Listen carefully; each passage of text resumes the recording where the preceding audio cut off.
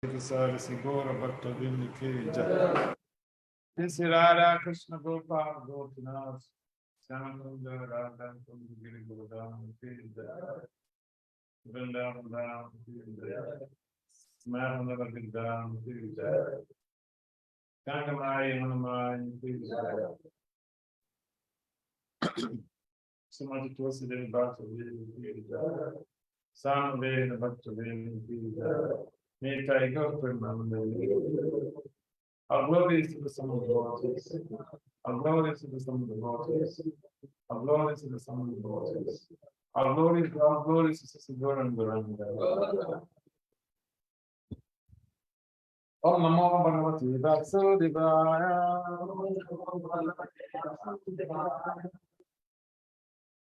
Om Namo Bhagavati Vasudevaya.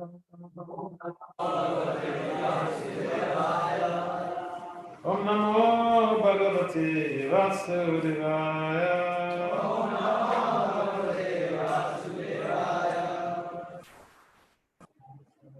Narayanam Namaskritya Naram Cheva Narottamam Devim Saraswati Sattva Pujaya Mantiraya Nashtapayesu Bhadrisu Nityam Bhagavata Seva Bhagavati Uttanam Sloke Bhakti Bhavaitanayi Sthiti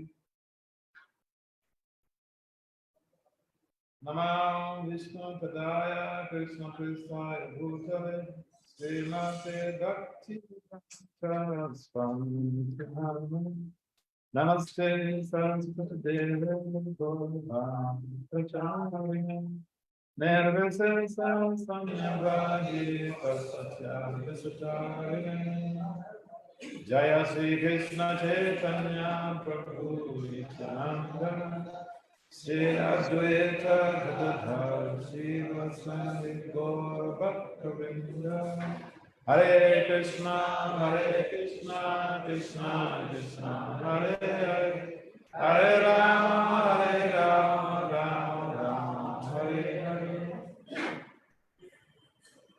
So, can we start? Where is the guy?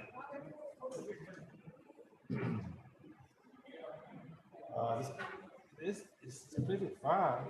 Am I going to cope that?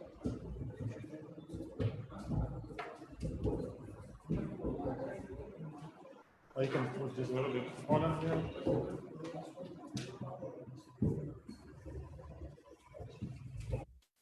Just a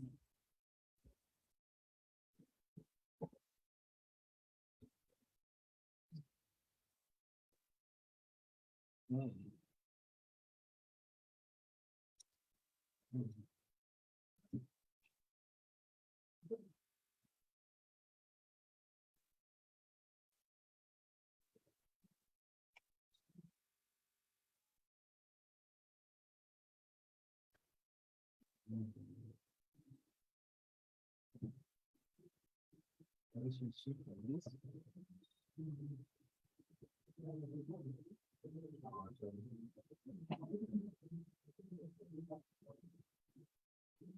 Om Gyana Timiranda Syagana Jana Saravaya Satsod Manitanjana Sismasi.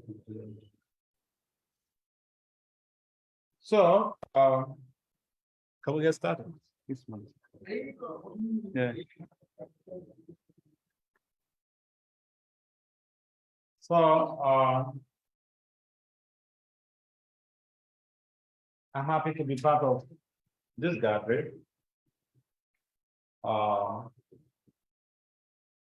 It's always very nice to be amongst people who are inspired to participate in Krishna consciousness. So today's topic is on time management, the Vedic art of time management.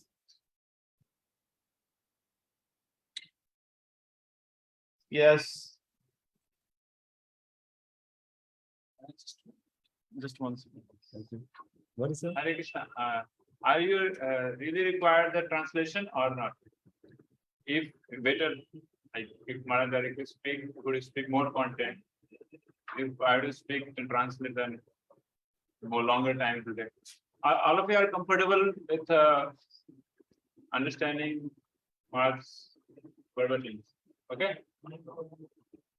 किसी का अगर problem है तो कोना में जा सकते हैं, वहां पे मोहन प्रू आपको बता देंगे. मैं he will translate it in English.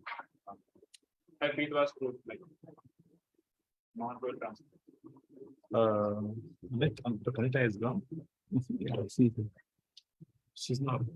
She will take personal while taking while hearing you. All right. Again, thank you. Welcome to this evening program, the Vedic art of time management.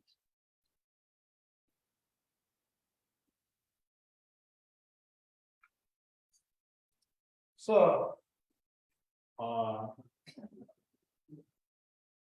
in the in the management sciences, we have. I talk about management science because my specialty is in management science.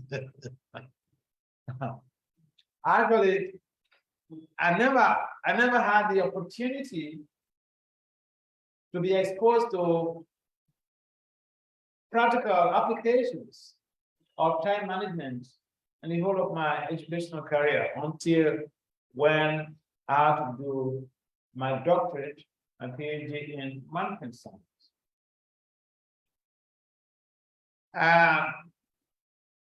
We have to deal with time management as part of a course, because the heavy load in the doctoral program was so much that the students, they need to be introduced into different strategies of how to manage their 24 hours effectively to be able to attain or achieve their goals. So time management became a component of our curriculum at a doctoral level. And so when I finished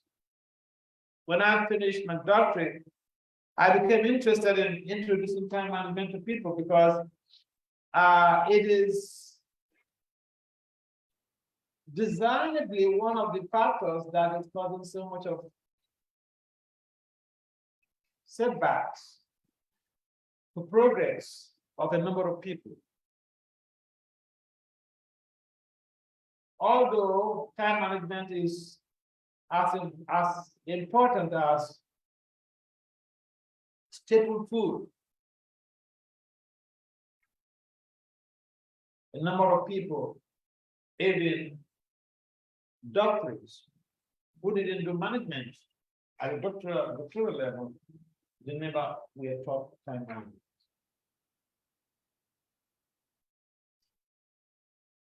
And especially today, or these days, that we have so much of electronic gadgets and so many social media platforms where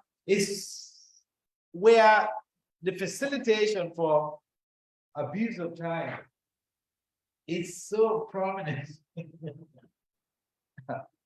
It's so prominent that some people commit suicide because of abuse of time. And how is that? Because you have a list to do things, or you conceive of some things to do. And at the end of the day, before you go to bed, you realize that there are a chunk of those things that we are not accomplished. How would you feel? You feel happy or you feel sad? You feel sad. And so accumulation of this type of daily occurrence could cause depression.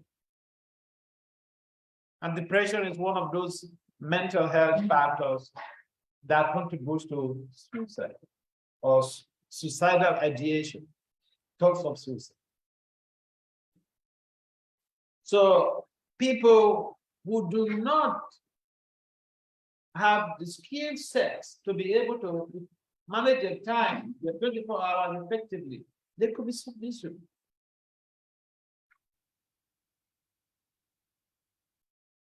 And so today we're going to see how to be able to share some information about managing our time for sustainable future. Hey, Doc, if you like, you sit on the chair. No? If you like, you sit on the chair or not chair. It's okay. All right. So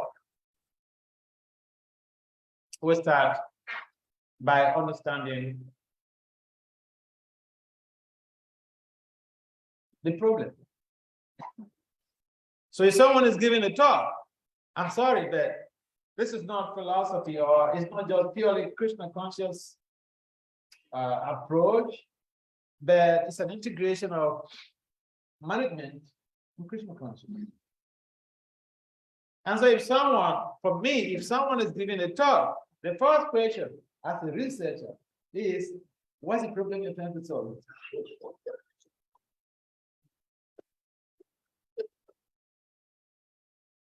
What is the problem that you're trying to address? Or is it just some repetition of some historical tales? This is not a repetition of historical tales. It's about strategy to manage our 24 hours effectively.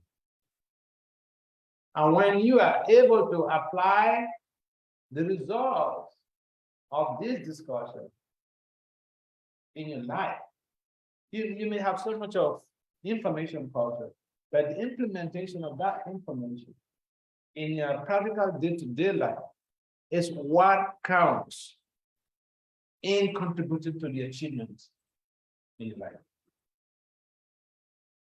So you find that even in legislature, you find the members of Congress, they legislate and develop so many laws, propose so many bills and develop so many laws. In this one also we found that the GBC, they make so many resolutions every year. But the important factor is implementation. People may have good intentions. All of you have good intentions. You want to hear about time management. But at the end of the day, the question is how we apply it in principles, how we apply the strategies in our own practical day-to-day life activities to be able to attain sustainable future. So first, we say some things about the background of the presentation. Time management is a component of management, science. And so we would like to share some information about what constitutes management. See, all of us are involved in management. Sometimes we think that some specific or some particular people are the ones who are doing the management, but every one of us is involved in management. We are managing our lives. We are managing our families. We are managing our communities. We are managing our team of friends. We are managing our team of workers. So in a sense, we are all managers. It is just that all of us are not leaders, but we are all managers. You're managing your day. If you're working, you have to go to bed.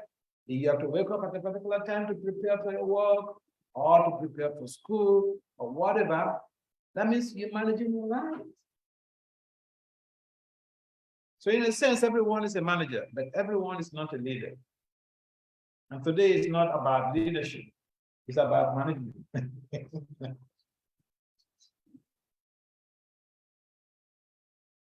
So what is management? Management is the process of successful completion of the task in a specified or a particular time frame by optimum utilization of the resources we have at our disposal. All of us, we do have resources at our disposal. We have our intelligence, we have our mind, we have our sensory modalities, we have our money, we have our household, we have our gadgets. So many utilities that we have, especially these days. So management is about utilizing all of these resources, these accessions in attaining a positive social change. So if someone is not managing their life properly, even the resources you have will be a source of destruction to you.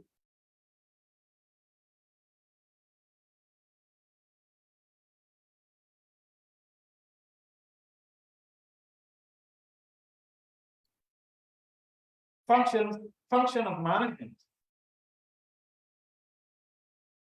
In management, we have to organize organization of the people around us, the resources that we have at our disposal. Planning, controlling, giving directions, and ultimately using all of this to be able to amass the most essential resource of utilizing 24 hours effectively for high productivity and performance.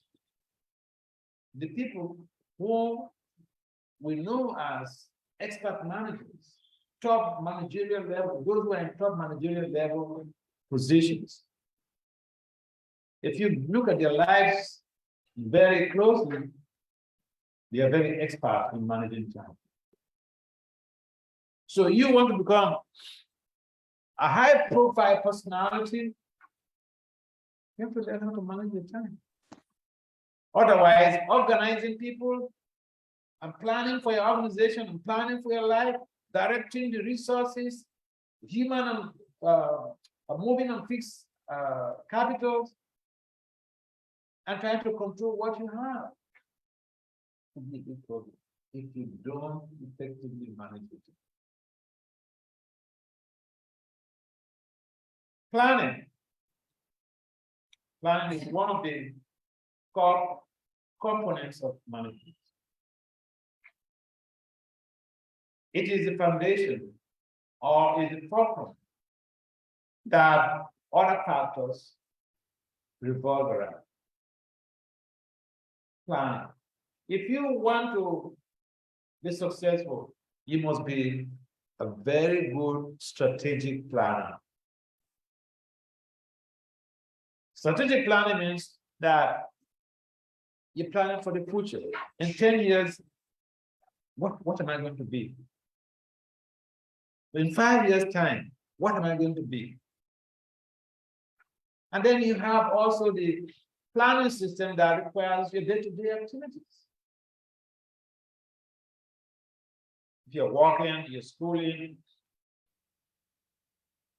you have to do both types of planning, the strategic planning and then everyday planning arrangements for effective growth.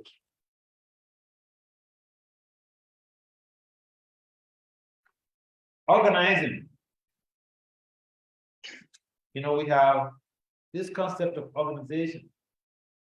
And organizing means that you have to have special skills to be able to see how things move on without any impediments for successful growth of the group or the team.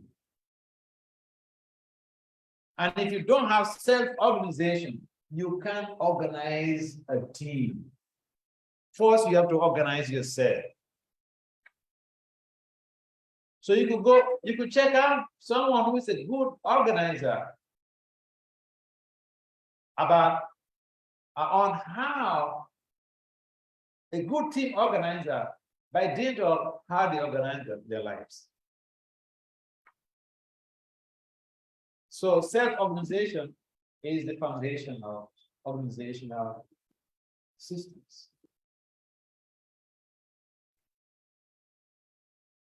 So in order to implement the cause of action, we need to be properly organized. And if you don't have that skill set, you could learn it.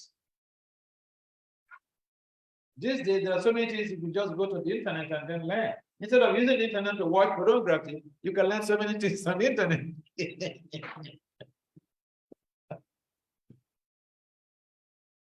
So, yeah, self-organization is so important, especially in this age of Kali, in the age where little things can trigger so much of disharmony and disorganization among peers, among family members, among team members. Little things can trigger big trouble. Controlling. Controlling is directing. The third function of management is to give directions. Through the influence of the manager in directing the affairs of the organization or the affairs of the team could advance success in an amazing way. It all depends on how the manager directs the team.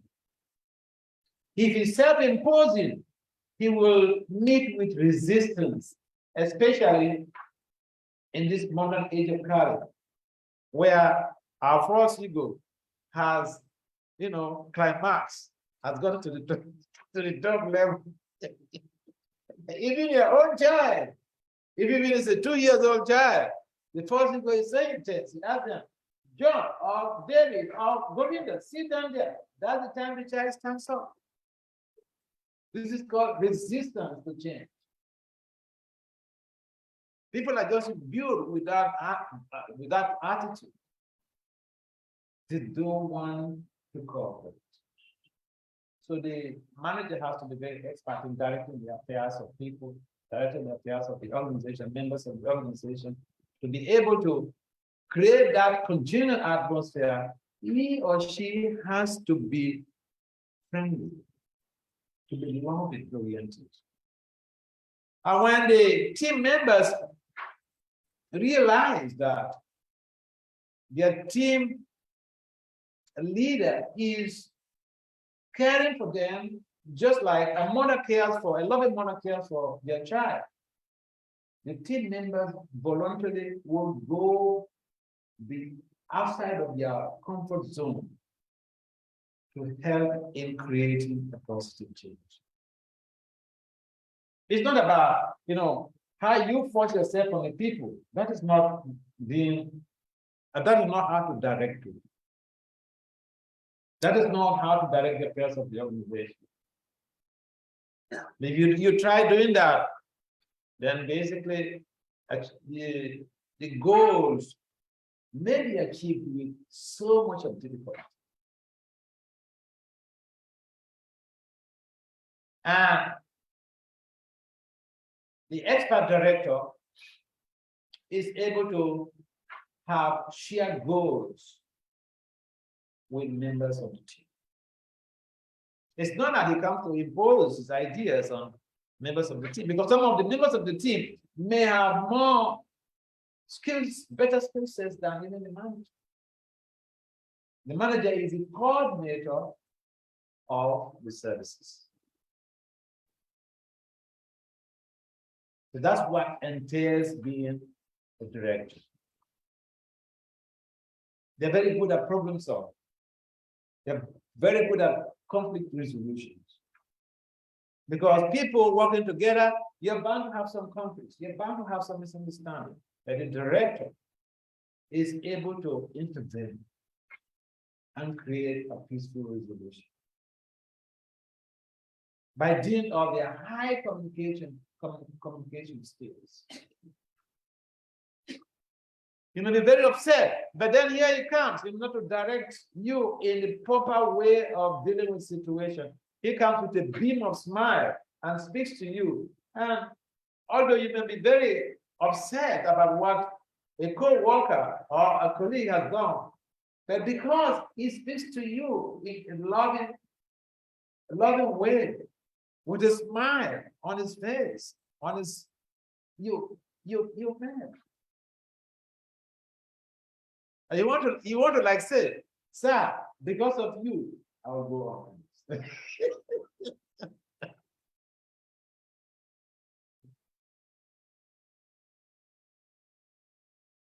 Controlling.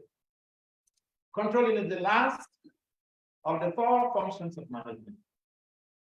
Through control, management is able to identify any potential problems and take the necessary preventive measures. Management is also about identifying problems, potential problems, and they need to be addressed through corrective action.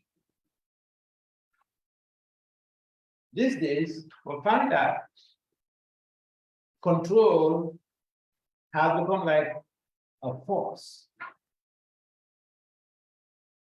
If you want to force me, especially in a non-profit organization like ISCO, the managers must be aware that you try to force somebody, they will resist because we're not being paid.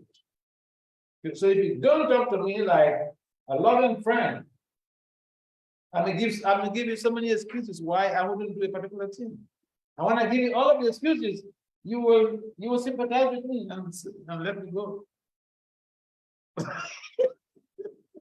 So controlling has to be very tactful. The manager has to be very tactful in controlling in a subtle way and in a gross way, so as to be able to create an avenue where people respond with a favor to be participants of the program, participants of the labor force, participants of the system. What is time? Here is a big question. There's a simple answer. Huh? Chanakya Pandit mentions that. How many of you have heard about Chanakya Pandit?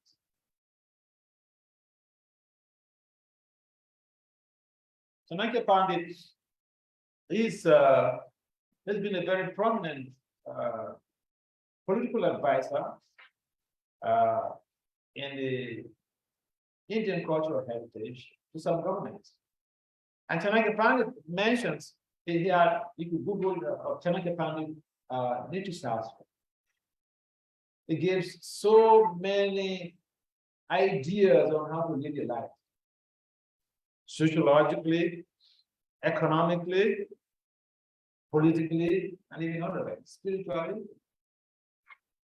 So, Chanakya Pandit mentions that a moment that we waste in our life cannot be regained by millions of dollars.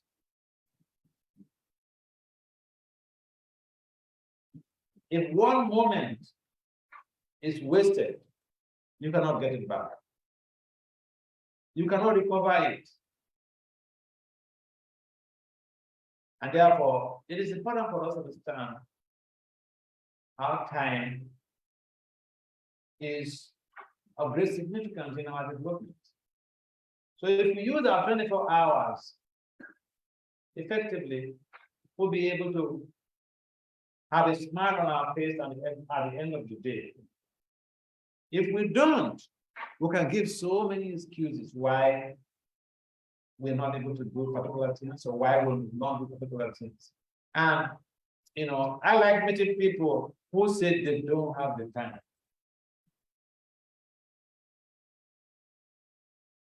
So, what is time? According to Bhagavad Gita, Krishna mentions, Kalusmini, Loka Shaya, Kri Prabhu, Loka Samada to Iha Prabhu, Vita Pitran, Napapishan Tis Ave, ye basti. Prati, ani keshu yukta. The Supreme Personality of God has said, time, I am, the great destroyer of the worlds. And I have come here to destroy all people. With the exception of you, the families. All the soldiers here on both sides will be slain. This is from Bhagavad Gita, 11:2. How many of you have heard about Professor Oppenheimer?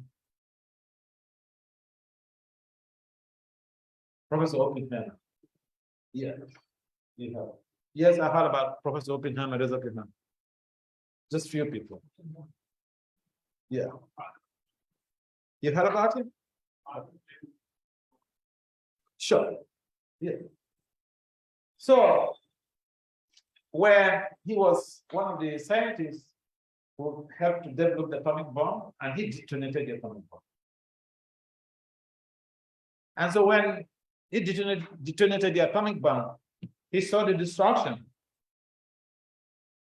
But before then, he was studying the Bhagavad Gita.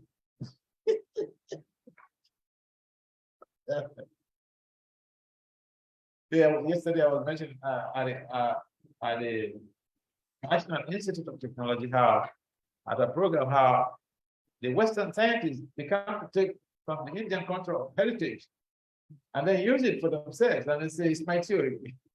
They paraphrase some things and change some things, and they don't give. In fact, a number of them are violators of academic integrity.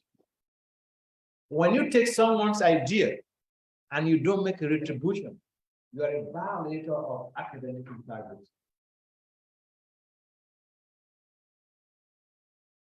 And that is so important.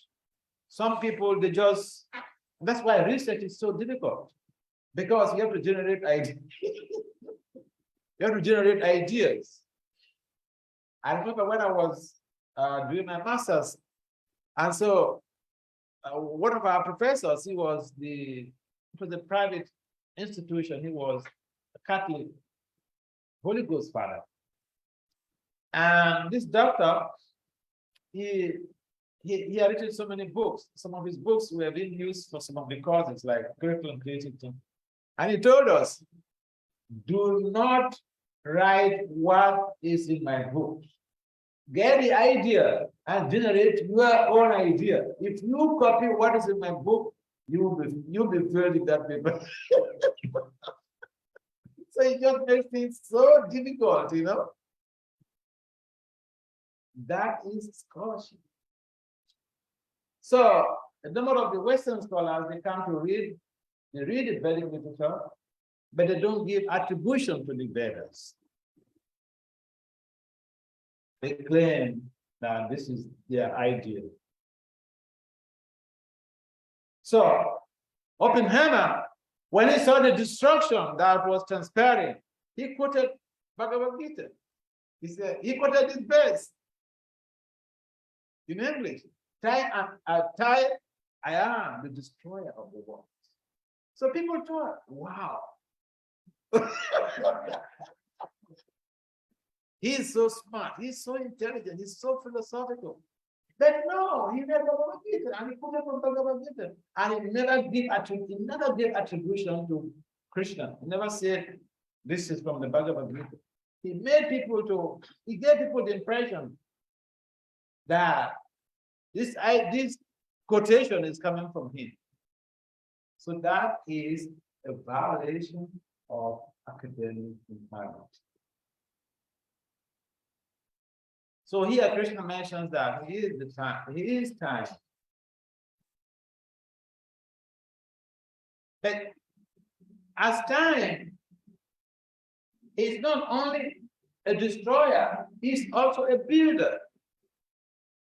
Because we have all grown because of the effect of time. A child is born, and with the effect of time, with the impact of time, they grow up. They develop great ideas. So it's not just about destruction. It's also about social development, self-transformation, high academic performance. These are all effects of time. But if the time is not used wisely, we could be very miserable. And so it is important for us to understand that time is Krishna's energy. As Yukta Vairagis, Yukta Vairagya means utilizing everything you have in devotional service for your spiritual upliftment. So even the time, which is Krishna's energy, we are advised to use the time in developing ourselves and serving Krishna and serving the community of devotees, serving our community in a very favorable way. And in that way, we will become favored by the mercy of the Lord. I remember, I like telling this story. I met an Indian boy, very sharp, very intelligent doctor. He finished his MBBS in India. He got a scholarship to do his MD in America. So I met him in Michigan some years ago. So when I was in Michigan, traveled to Michigan for some preaching projects. So he got attracted to me, and he was moving around with me. So we were going for a program, and he was riding in the car with me. So he said, "Mara, can I ask a question?" I said, "Come on, you're my friend. Feel free to ask some question." So he said, "We medical students, we medical doctors, we don't have the time to turn system around. We don't have the time. We're so busy with studies."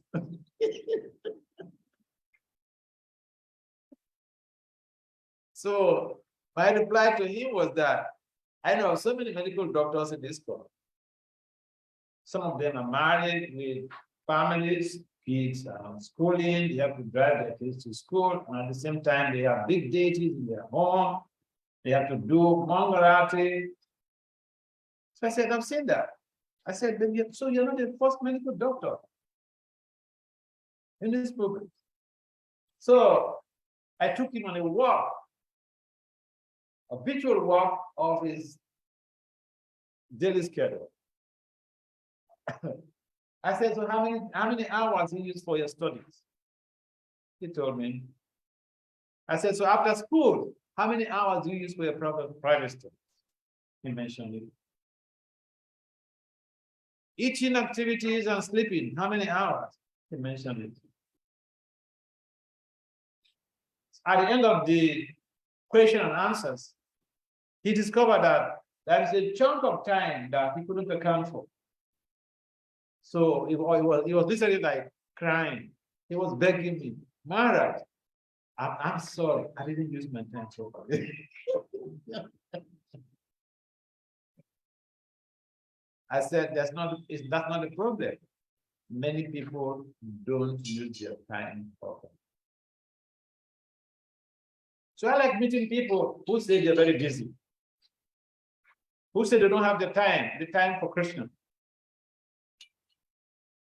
Because Krishna has given us 24 hours, free of charge,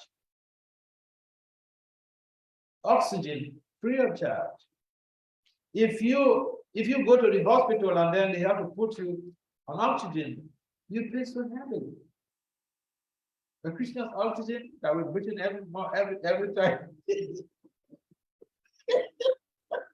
We don't pay anything, and so we don't value it.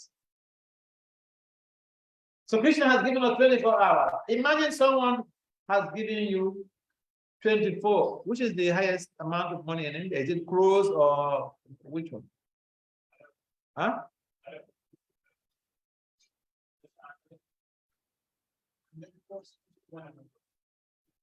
Yeah, but what is the highest? Crores or? Okay. So suppose Krishna, somebody has given you, okay, let's say crores, the popular terminology. Someone has given you 24 crores. to start a business. You just finished school, you study business administration, and someone has given you 24 crores to set you up for a business. And then somehow or the other, he becomes bankrupt. And he came back to you after some years. He came back to you. You have built yourself empires, estates, enjoying your life, fleet of cars, private jets. You become so opulent. Now that guy came back to you to say, please, can I get 2,000 rupees from you? I want to really set up some tertiary business. And all that you have to say is, I'll think about it.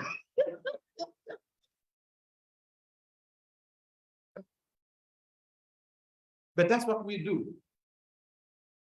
Krishna gave us 24 hours free of charge. And because we don't manage it effectively, he wants 2 hours from us out of the 24 hours. And we say, Krishna, I'll think about it.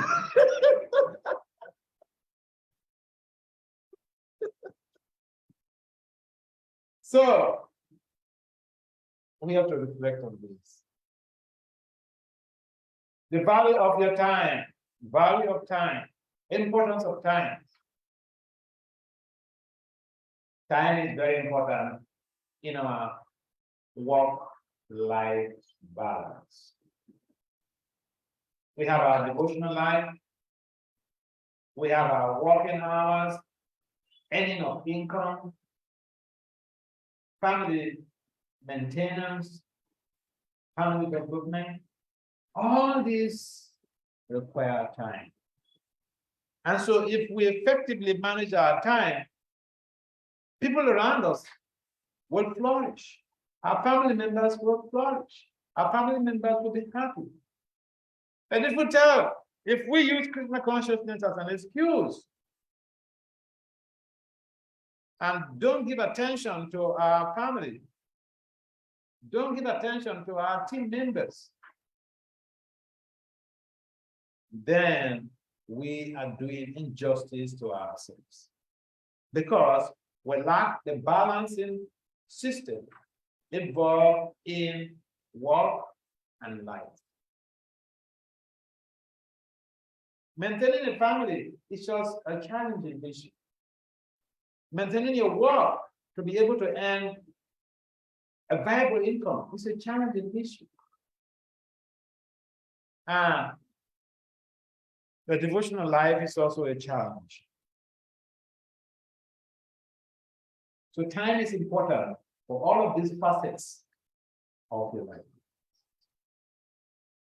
And we should be grateful to Krishna that he gave us 24 hours, not demanding any money from us.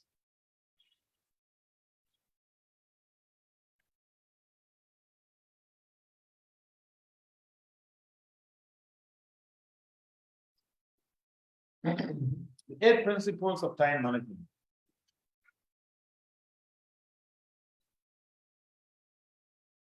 So the first principle is, what are your goals? If people don't know their goals in life, it's a big problem. If you don't know your goals, it means that you can't even set down your objectives. Objectives and goals, they're different. Objectives are the strategies to be able to attain your goals. They're the details, they're the tools you use in attaining your goals. But if you don't even know your goals, then that's a problem. So the first principle of time management is you have to understand what your goals are. Your long-term goals and your short-term goals. What do you want to do with your life within today and tomorrow? What are you preparing to do tomorrow? What are you preparing? What are you anticipating to do in the days after tomorrow? What are you preparing to achieve? 2 years time, 5 years time, 10 years time. Then you can set up your objectives along that line. Second, make a daily to-do list. You have to have a small piece of notebook where you have your to-do list every day. You hearing this?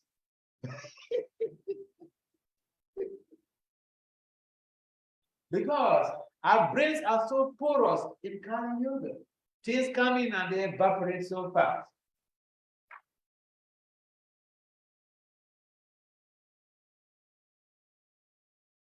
And so the to-do list help us to reflect on our next agenda, the next thing we have to do, in the next hour or the next 2 hours. Otherwise, we could just be carried away with the moments. We have to prioritize our to-do list. What is our priority? Not everything that we need to do is on the top priority. So we have to figure out what is on the top priority of our list. And we give our attention accordingly.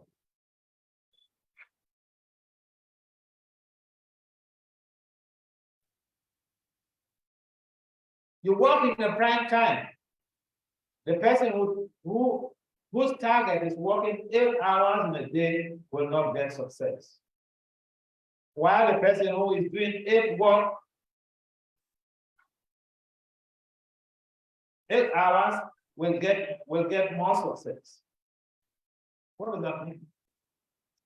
So if we are optimizing the utility of our resources, our energies, we utilize them the prime time. For instance, science has proved beyond reasonable doubt that the most productive hours of the day is early in the morning during the Brahma Muhurta hours. From 4 o'clock to 4:30 to about 6:30. If you read at that time, you do your research at that time, if you study at that time, if you do your meditation at that time, there is the high possibility of you are achieving a greater success than doing it during the day when the mode of passion and ignorance in the night becomes dominant. Even for those who are doing meditation or who are pursuing spiritual life, prime time is so important. And we have that in our program, our Brahma Muhurta hours. Brahma Muhurta hours, the chanting becomes so sweet, so easy. It's like when you're chanting, you don't want to stop. If someone comes to tell you something or to go to do something, you don't feel happy about dropping a piece of when do that. Because you are having that type of deeper connection. You're relishing that deep connection. So prime time is very important. Prepare a timetable. Yes. How many of us did not have timetable when we were studying? I didn't have any timetable when I was studying in college or when I was in high school. I did not have timetable. I didn't make any timetable. I just randomly studied. Raise up your hand. Because there are so many books, so many courses you have to do. You're bound to have a timetable. So our daily life also, if we want to become effective time managers, to be able to attain the goal of our life, we should maintain that culture of timetable.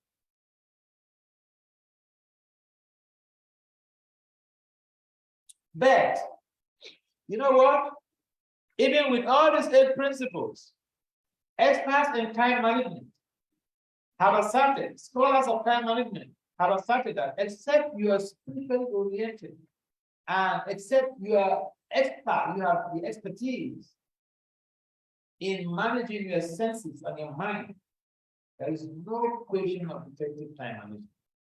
You cannot manage your time effectively. And that's the reason. Take for instance, you have a period to do your spiritual sadhana. And because you don't have control over your mind and your senses, you keep your phone right before you. And but your time you are doing a sadhana means that time, that's the prime time for connection between you and the Supreme Personality of God. I mean, it's like someone who is a new wed couple. They go for honeymoon. And when they go for honeymoon, communications shut off. No phone call coming in. It's only between the couple. Communication is just between that couple. So our prime time should be used in that type of relationship with Krishna. We should set time aside for our communication with Krishna. And we should shut down all anticipations of incoming calls. In fact, we should shut down our telephones. I have 2 telephones, but I never go to the temple room. I never go to the temple room for program with my telephone. I have time to respond to calls.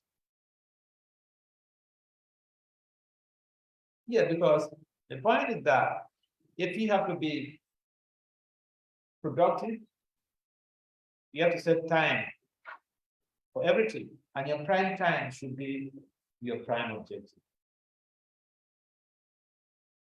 So we have to understand that if you actually have expertise in all this technology of managing time, you need to be spiritual. Why you need to be spiritual? Because the attainment of spirituality facilitates a positive change in control and redirecting the senses and the mind towards Krishna. A number of people who have attained high-profile success, they are not able to control their mind and the senses. They commit suicide because of disappointments. They felt disappointed by the pool of the senses and the mind. So, devotional life provides us with the positive side effect of being able to redirect our senses and our mind in devotional service for proper channeling of our energies for high spiritual values.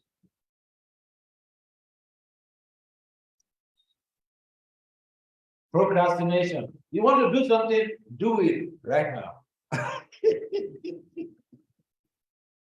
I do it tomorrow. I do it next week.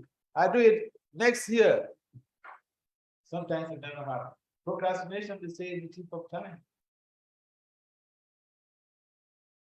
Keep track with your progress. You're making progress, keep track of it. Because even on highway, even on a high expressway, which is so smooth, there could be accidents.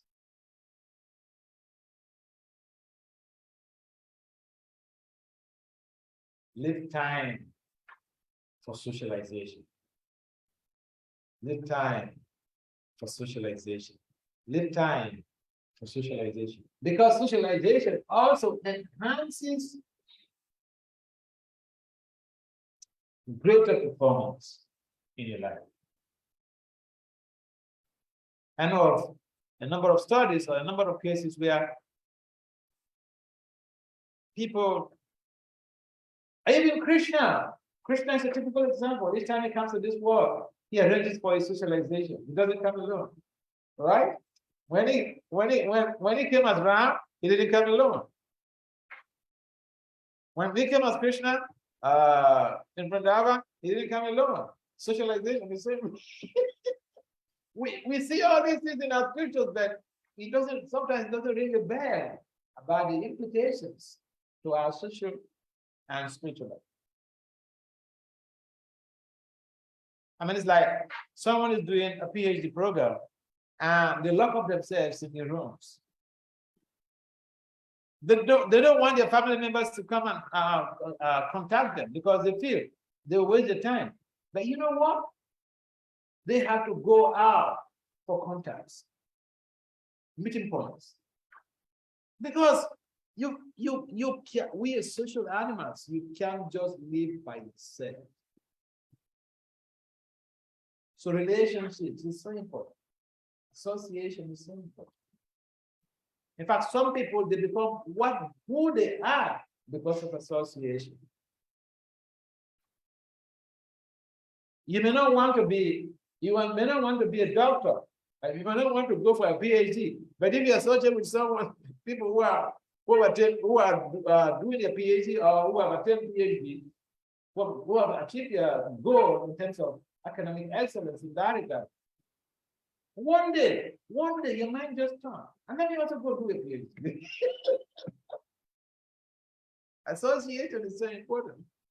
If you don't want to be a devotee, and I've seen this in our movement, a number of people, they have so much of opposition from their families. And when they come to meet me, my first question will be, are they confronting you when you're chanting? Are they confronting you when you go to the temple?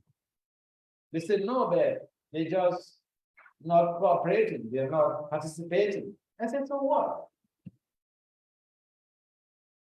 You should not be bothered by that. Essential thing is, give them prasadam. So we should not waste our time going into argument with people just because they are not following you to the temple. Our time is too short for arguments.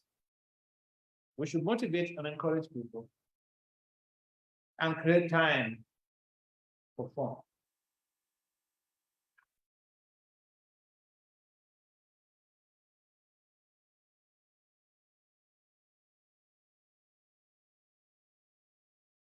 So thank you. Any comments or questions?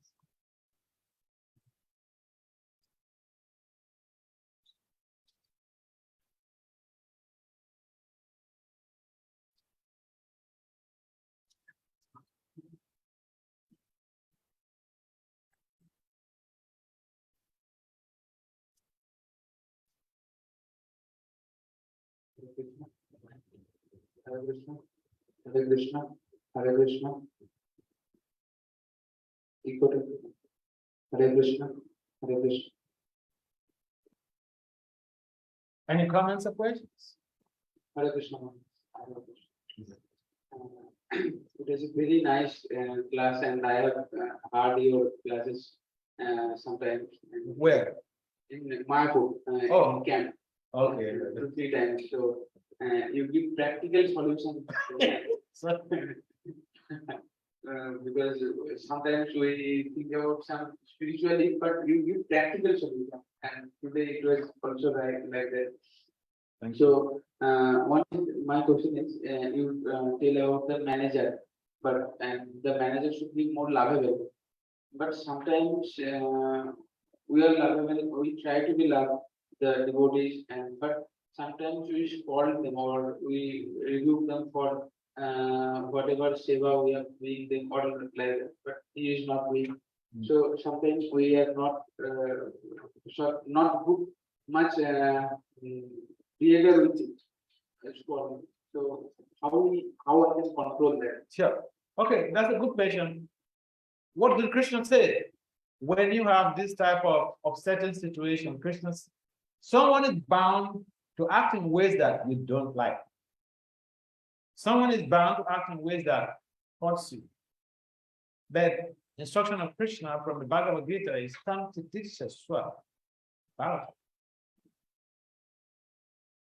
That is the life we have to live by example. So I just told that story yesterday also about this 8 years old girl in America The father came back from work, scolded her like anything. And she was very un-American because if a parent comes to the house and then just start abusing the child like that for no justification, they call the police and you go to jail, definitely go to jail. This girl was very un-American. She tolerated. She followed the principle of tap to teach Shakespeare, but 8 years old girl followed the principle that Krishna gave in the Bhagavad Gita. So the idea is when someone hurts you, tolerate. When your temper comes down, the person is also in a good mood, you can meet the person and find out what must have been wrong that he or she acted in that way towards you. So this girl, she calmed down. Father has even forgotten what he did. So one day they were eating, chit-chatting, father and daughter. And then the girl said, Papa, you know, the other day you came back from work and you were abusing me for no just reason. Did you have a fight with someone in the office down there? And the father said, yes.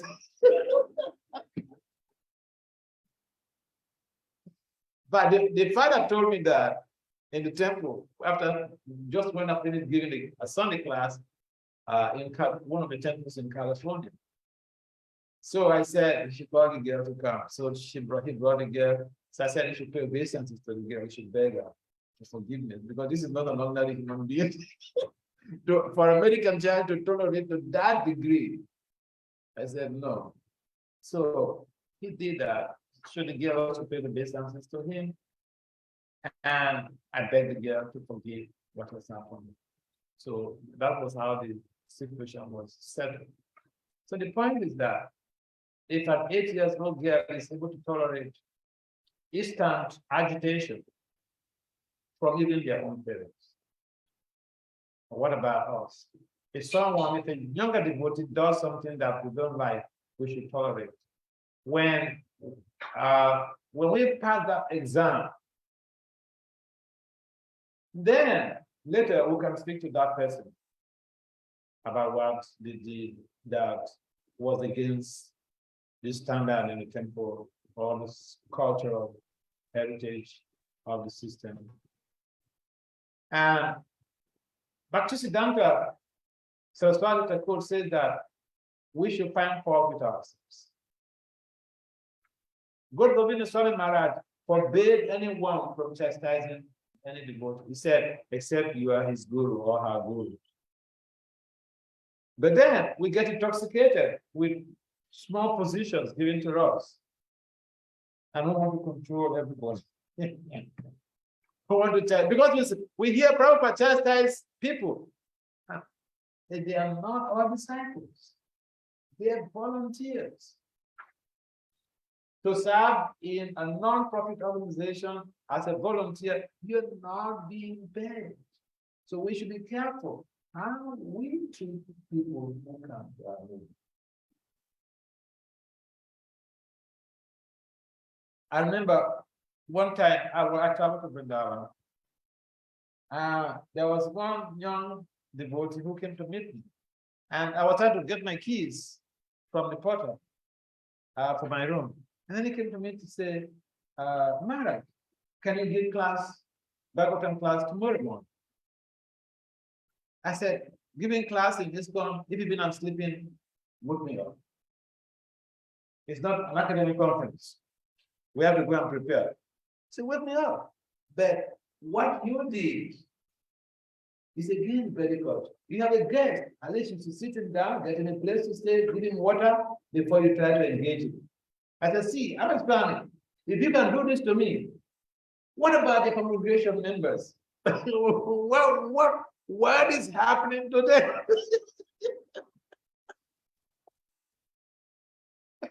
Anyway, I spoke to him like that, and I begged him that he should forgive me. I'm trying to rectify the situation because my Guru Maharaj said I should have young people in our movement. I said he might do this to some other family.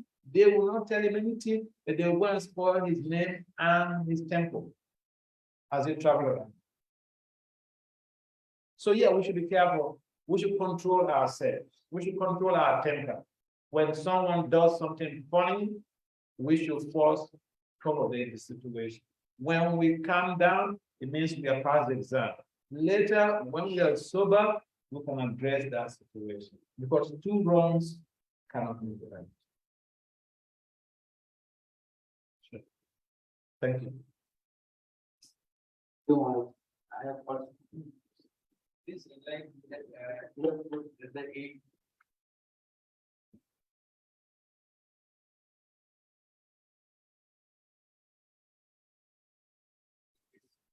Hare Krishna. Hare Krishna. You have told about the 8 principles of time management, and there is 8 times, but I have done so many things like to-do list and the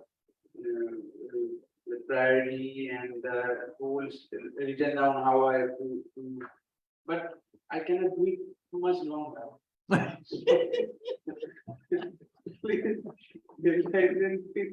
How can I do it longer for longer time? Yeah, what Krishna mentions in the Gita is by practice and detachment.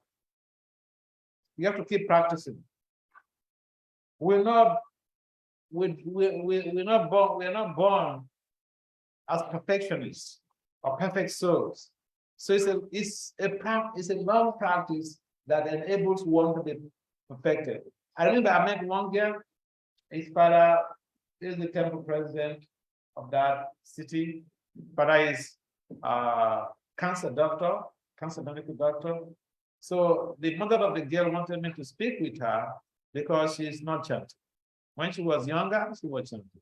And when I spoke to her, the mom was also in the sitting room. The grandmother was also in the sitting room.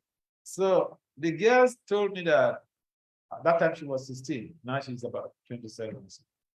So the girl told me that she's not having taste for Japan. So I said, that's a very good reason. But I asked her, do you have a taste in going to school? She said, no, she doesn't have a taste. And the mom burst out laughing. And so I asked the mother, why are you laughing? She said, you hit the nail on the head. Because the daughter used to come back from school and chastise the mother heavily that you just sent me to school to go and suffer. And you're just behind here, eating and sleeping. Very good. So her response would be, if I didn't go to school, will the father, who is a medical doctor, come to marry me? So she said she was laughing because that really like touched the girl heavily in terms of tasting going to school. So the girl said she doesn't have taste. I said, so why are you going to school? She says she's going to school because of the future. I said, so devotional life is also like that. We may not have taste for chanting. We may not have taste for doing devotional service now. But taste will come later. So it's by practice. Krishna addressed Arjuna's query, like similar question. He said by practice and detachment. Rome was not built overnight. So you try, I mean, we are like little kids who try to get up to walk. And when little kids, when they try to get up to walk, they don't just walk gently. They try to run first. Then they fall. They fall and then they cry. And then the mother comes or the father comes to motivate them, pick them up and move on. So yeah, if then we fail ourselves, we should forgive ourselves and keep trying. We should have proper association. We should have association with people who have expertise in those things. We should have association with senior devotees who are living that type of lifestyle. And their energies will help us to move forward. Okay. All right. Yes. What's the question?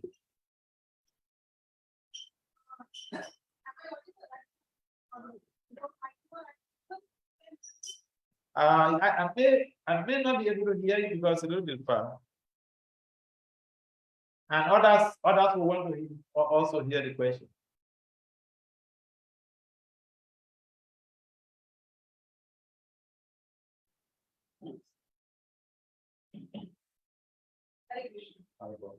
Just wanted to know that how to make somebody follow you, your ideas, your views, this leadership. Like I want my colleagues or my fellow men that they should accept me or my opinions. How to do that? Generally, it's not possible. No? Like fellow colleagues or your like, people will not listen to you with one go. So how to, then whatever you feel like, how to make others feel the same way? Yeah, that's a very nice question. You know, the reason why I was laughing when you're asking the question is that I have a friend. She's a political science professor in the University of South Africa. And when she invited me over, we went for a faculty presentation at the School of Management. You know, after the presentation, she was having some discussion with me and she raised this issue, you know, in terms of South Africa is a patriarchal community. It's like in India, where, you know, if you're a woman, to give a man instruction becomes like, so she told me there was one of her professors in their department that the guy personally told her that women don't give instruction.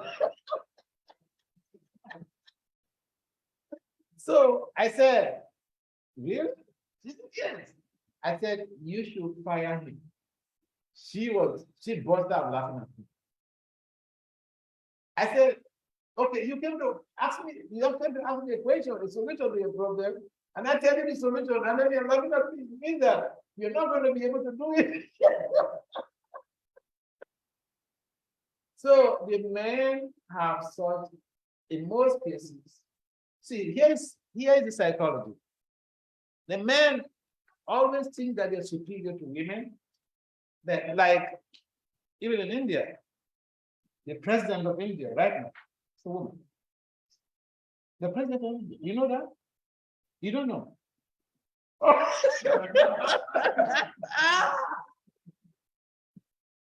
The president of India right now is a woman.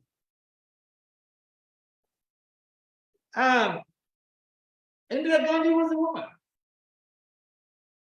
So there are so many women who have ruled India, even in ancient times. But the traditional Indian man does not want to follow, or does not want to follow whatever a woman says. Not all men. Men have seen that, even Indians in diaspora. So it's the general problem. In research, we have what we call a general problem and a specific problem.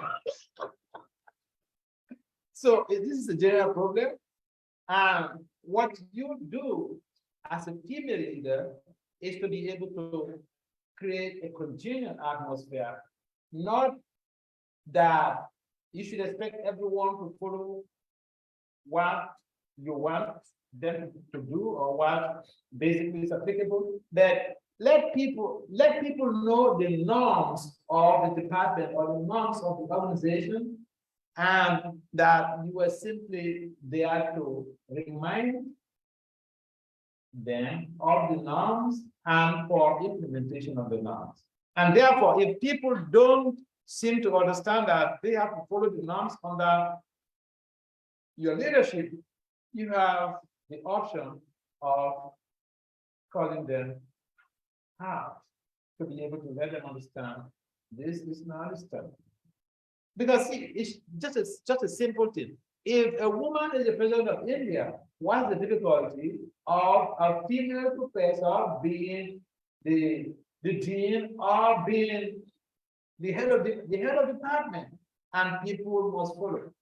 My dean, a postgraduate program, was a woman. In my committee, when I was doing my PhD in my committee, one of the major decision maker was a woman. So when all the men make their recommendations and decisions and they pass the paper to her, I still have to follow what she said. And I value her instructions and reviews more than even the men because she was superlatively intelligent.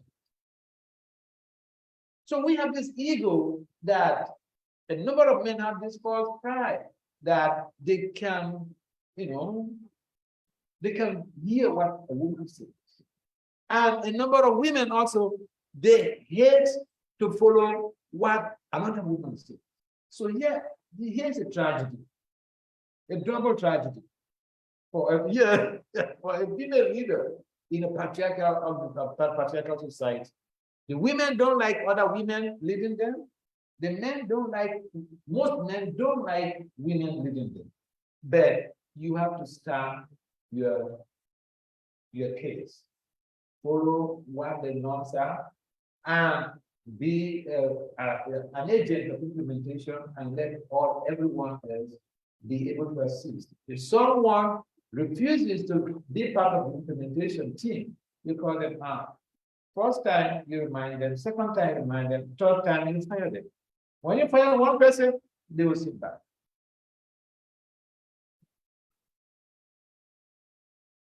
Leadership is not about just being motherly and friendly and loving only. Those things are there, but you also have to have a good stand in terms of authority.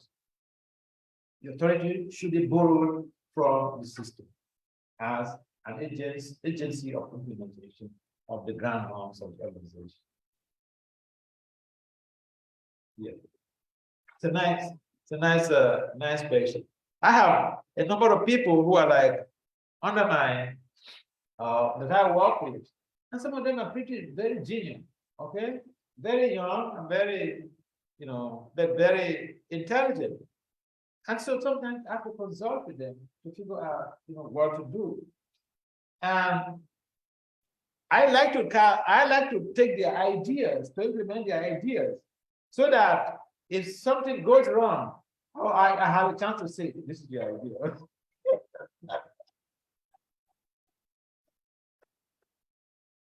Oh, yeah. So people have different strategies in terms of managing people. But one of the best ways is to be able to have shared decision making. Make collective efforts in terms of making it. Okay. Why not? So what? Why here all the men are sitting, only I'm the woman sitting? Why? This is a base. A base means they're training of. It's not the women's ashram. So it's like just a base where only men are coming to study there. That is the system in India. That is the system in India. Now, in India, in most temples, they don't have a brahmachari ashram. In America and outside of America and other countries, they have brahmachari ashram. In the temple where I joined and even became one of the managers, the women ashram is on the top floor. It's a 3-story building, and we have to go on the same staircase with the women down to the temple. For Mangalati, for Guru Puja, for Prasada, the same staircase. Yeah. So in India, the things are different. I don't think so. It's just the cultural heritage. Well, we're looking up to you so that when you become very intense in your seriousness in Krishna consciousness, things could change around. It's possible. The change is possible. Why not?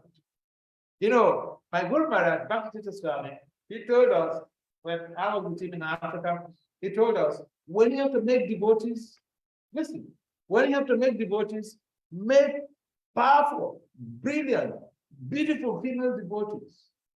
And the men will naturally join.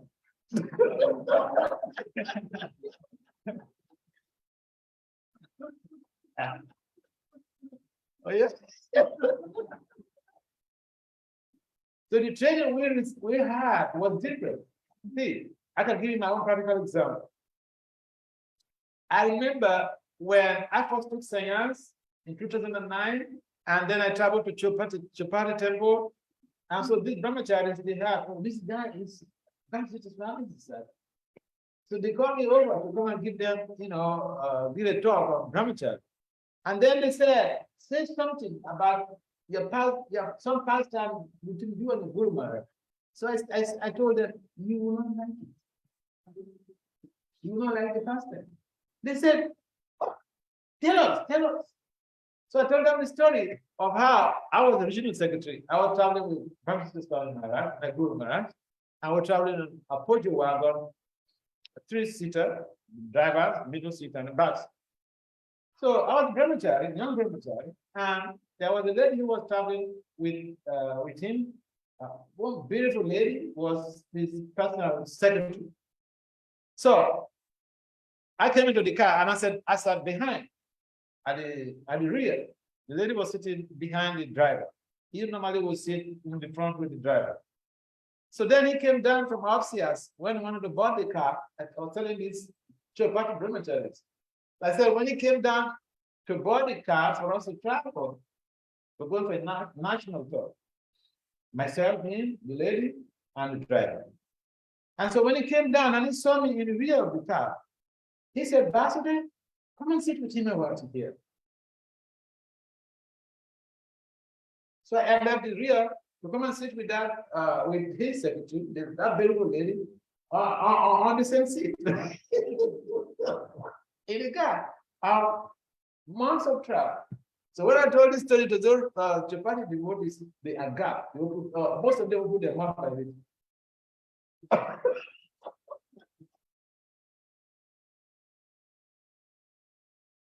So Prabhupada also had female devotees in the temple on the planet.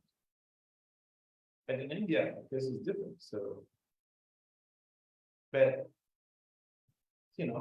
cultural idiosyncrasies prevail. So we can't say for sure.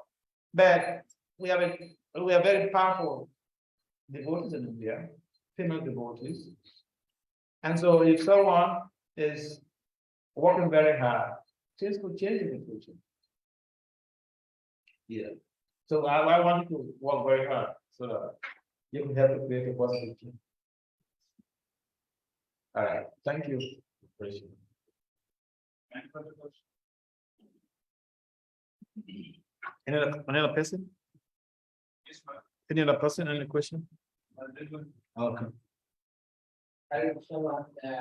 Is answered by our Thank you for thanking me. So, like you said, like gadgets, especially mobile phone, they consume a lot of time, and we end up wasting a lot of time in social media and stuff like that. So I personally experienced that when I chant, see for chanting, whether I don't know because of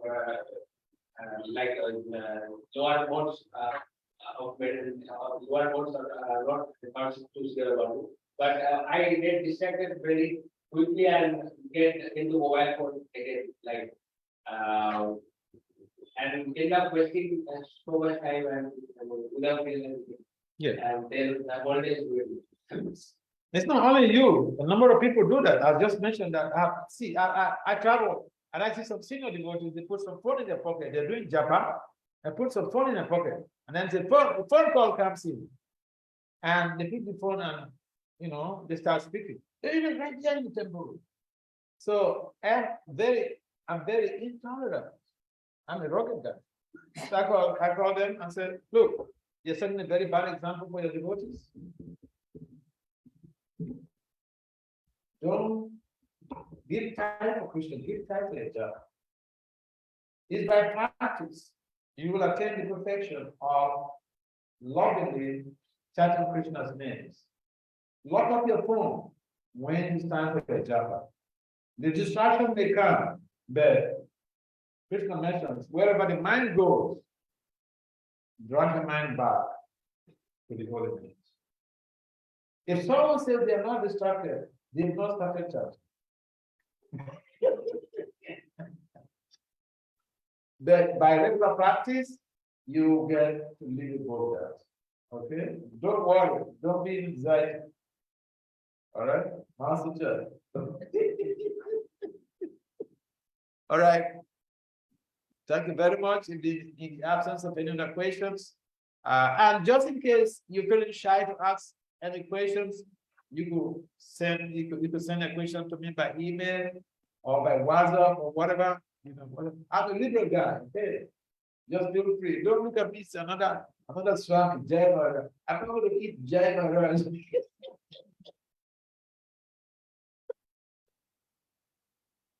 So he has Mr. Chandra has my phone, and even my phone number is on the card, on the invitation card. Is that correct? You understood. So feel free. My point is feel free. I'm a liberal. You are trying to be devotees, or you're devotees, and you are working hard in academic journey. I'm an academic. So you feel free to reach out to me, find out, you know, whatever problem you have, feel free to reach out to me. All right? Kirtan. Huh? I need to give a minute. But I'm not a Gandhava. I'm not. There's so many people who sing very nicely, right? But let me, yeah, let's see.